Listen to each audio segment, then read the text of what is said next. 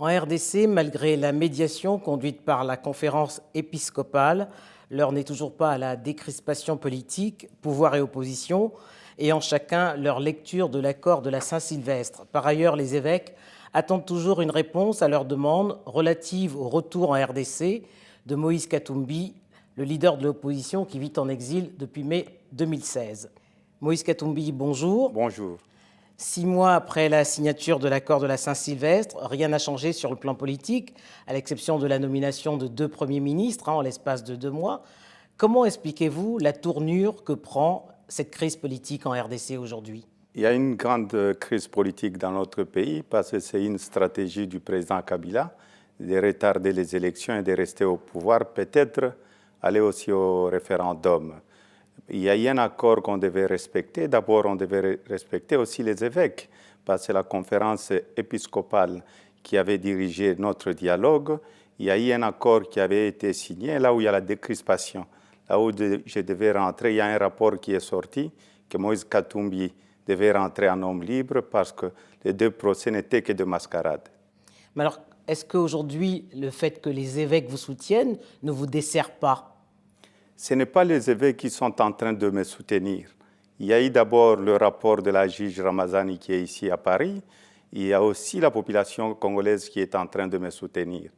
J'ai été en justice en 2010 en Belgique et il y a eu un non-lieu. Après, j'étais en Angleterre. Donc, pour moi, ce que les évêques ont rendu comme rapport, je le savais parce que j'étais innocent. Pour moi, je savais que c'est un dossier purement politique. Le président Kabila ne veut pas de mon retour parce qu'il a peur que Moïse Katumbi retourne au pays. Alors, en plus de la condamnation dans l'affaire qui vous oppose à Alexandros Stoupis, il y a aujourd'hui une enquête fiscale qui est diligentée contre vous.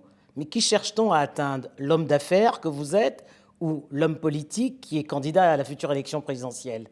Il cherche à atteindre l'homme politique parce que dans le temps, j'étais opérateur économique. Avant de devenir gouverneur, j'avais démissionné de mes affaires. Si j'étais encore opérateur économique, je ne serais pas poursuivi. Le problème du président Kabila aujourd'hui, qui fait peur à la majorité présidentielle, c'est Moïse Katumbi. C'est pourquoi je suis poursuivi. C'est un acharnement contre un homme politique, mais malgré ça, je reste candidat et je serai candidat au mois de novembre 2017. Pourtant, Moïse Katumbi, vos rapports avec Joseph Kabila n'ont pas toujours été exécrables. Vous avez été pendant 9 ans gouverneur de la riche province du Katanga et vous aviez d'excellents rapports avec le président de la République. Que s'est-il passé? C'est vrai, je n'ai pas honte de le dire. J'ai toujours répété que je travaille avec le président Kabila, mais si j'avais démissionné de la majorité présidentielle parce que je ne voulais pas trahir le peuple congolais. Le président Kabila est en train de trahir le peuple congolais parce qu'il ne veut pas respecter la Constitution.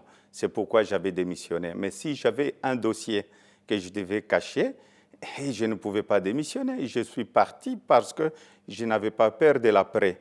Je crois que les autres veulent rester au pouvoir parce qu'ils ont peut-être peur de l'après. Moi, je démissionnais parce que je savais que j'étais un homme sincère et honnête et j'avais travaillé pour le peuple congolais. Et je ne pouvais pas trahir ce peuple-là, c'est pourquoi j'ai démissionné pour qu'on respecte la Constitution qui a été votée à 85% par le peuple congolais. Alors, ce que vous sous-entendez, Moïse Katumbi, c'est que les chefs d'État ne quittent pas le pouvoir parce qu'ils ont peur de l'après. Alors, qu'est-ce qu'il faut leur garantir? Une immunité? Vous savez, d'abord, notre Constitution est très claire. Le président Kabila, quand il va partir au mois de novembre, il deviendra sénateur à vie. Et il ne doit pas avoir peur, il doit rester au pays.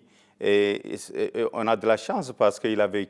Le président Kabila, avant, il était en Tanzanie. Et en Tanzanie, on voit les anciens présidents qui sont encore là, le président Kikwete et les autres, comme le Ghana. J'ai beaucoup aimé la passation du pouvoir en France. Je félicite le président Hollande et le nouveau président, le président Macron. C'est ce que nous voulons voir aussi au Congo. Le président Kabila doit faire très attention. S'il veut rester au pouvoir, il partira très mal. Le plus important pour moi, c'est la première alternance démocratique dans notre pays et que le président Kabila puisse voir comment je vais développer le Congo. Comment est-ce que je vais donner un avenir meilleur au peuple congolais? Parce qu'on a tant souffert, on espérait avec le départ de Mobutu qu'on aurait la démocratie. Il y a eu un grand espoir du peuple congolais. Malheureusement, ce que le président Kabila est en train de faire, c'est ce que Mobutu avait fait dans l'État, peut-être même plus que Mobutu.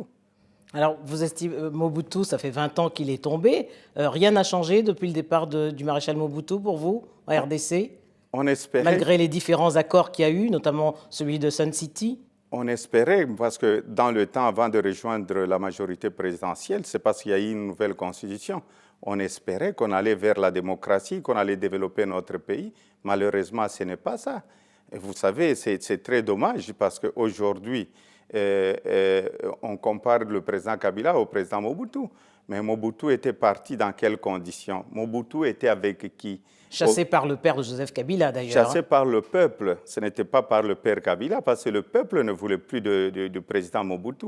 Comme aujourd'hui, si le président Kabila est bien conseillé, je ne crois pas, parce que le peuple veut que le président Kabila puisse partir pacifiquement. Mais si lui croit qu'il est plus malin que le peuple, voyons voir au mois de novembre 2017.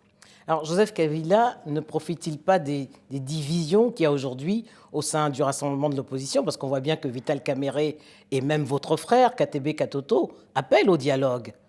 Vous savez, il y a eu un dialogue de la Saint-Sylvestre que le président Kabila est en train de violer. Un dialogue où il y a eu un accord qui a été même repris dans la résolution 2348.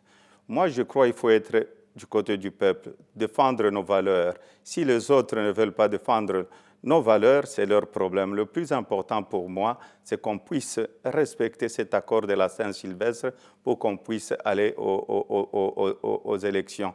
Et moi, je serai toujours à côté du peuple. Pourquoi j'ai démissionné? Parce que j'avais déjà dénoncé ça depuis très longtemps, que le président Kabila voulait rester. Et là, on voit qu'il est en train peut-être de préparer même un référendum. Mais ça, nous n'allons pas accepter chez nous.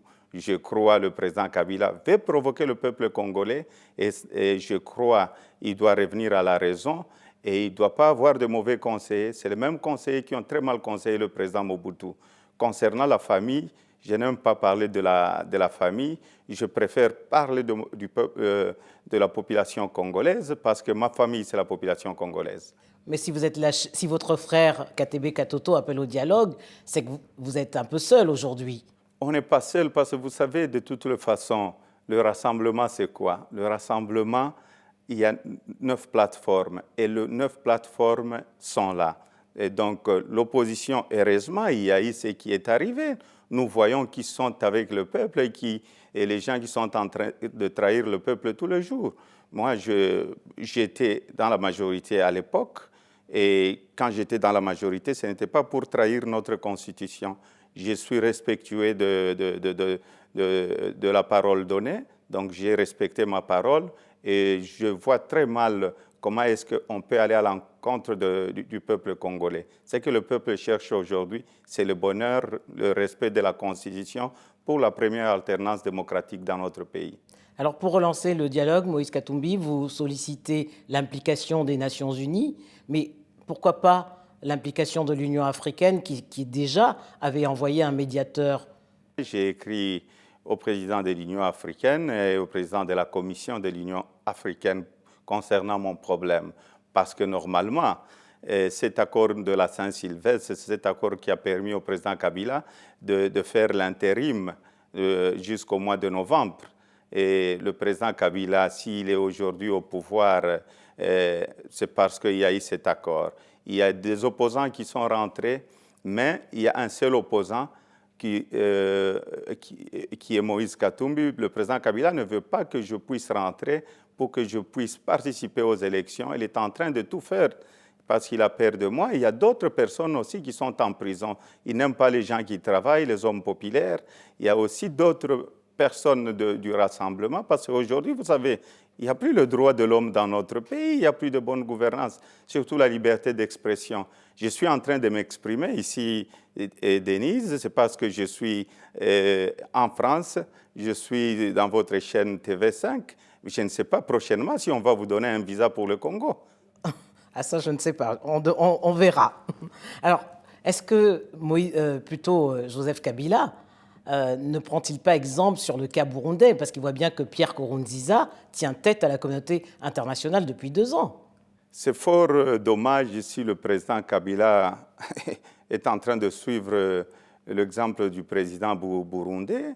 Je ne crois pas, je ne pense pas, sinon ça serait dommage pour notre pays parce que nous sommes un grand pays, nous voulons la démocratie et j'espère qu'il va revenir à la raison. Au mois de février disparaissait Étienne Tshisekedi, l'opposant historique que vous avez bien connu.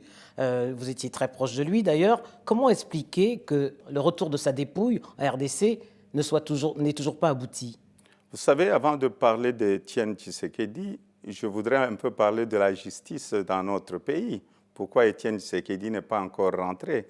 Il y a eu des experts qui ont été tués. Il y a les charniers qui sont dans la province du... 2 experts des Nations Unies. Oui, le charnier dans la province du Kasaï occidental. Et on ne veut pas qu'on puisse venir enquêter dans notre pays. Le gouvernement refuse.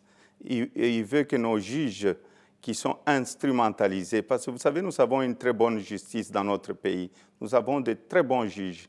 Et aujourd'hui, le président Kabila a un groupe de juges instrumentalisés pour refuser même l'enquête internationale. Et c'est le même cas avec le président Tshisekedi. La famille de Tshisekedi était partie même en justice demander l'autorisation pour que le corps soit ramené en Côte d'Ivoire. Dépouille soit ramené en République démocratique du Congo. Et c'est fort dommage et c'est triste pour notre pays parce que Tshisekedi, c'est un grand leader. Tshisekedi, c'est un modèle aussi pour la République démocratique du Congo. Mais Tshisekedi, et je dirais pour moi, il est encore en prison parce qu'il n'est pas encore rentré chez lui au pays. Et pourquoi pas aujourd'hui, Kabila ne veut pas que Tshisekedi puisse rentrer parce qu'il ne veut pas enterrer les opposants dans son pays. Bon, j'espère que bientôt, là, ils vont trouver un compromis. Et c'est dommage pour notre pays. Le président Mobutu, c'est vrai, c'est un ancien président. Il est enterré au Maroc. C'est un dictateur comme ce que nous sommes en train de vivre aujourd'hui. Même Mobutu doit être rapatrié au pays. Même Moïse Tshombe, c'est l'histoire de notre... Dont le corps est toujours en Belgique. De notre pays, le corps de Moïse Tshombe est en Belgique. Donc, pour revenir à votre question, donc, je suis en train de vous dire que Kabila, aujourd'hui, il ne veut pas organiser les élections. Pour lui, il doit tout faire pour que je puisse rentrer. S'il doit organiser les élections, c'est sans Moïse Katumbi. Mais je suis en train de dire à la population congolaise, je vais rentrer au pays, je vais rentrer dans mon pays pour participer aux élections. Moïse Katumbi, merci et bonne chance. Merci beaucoup.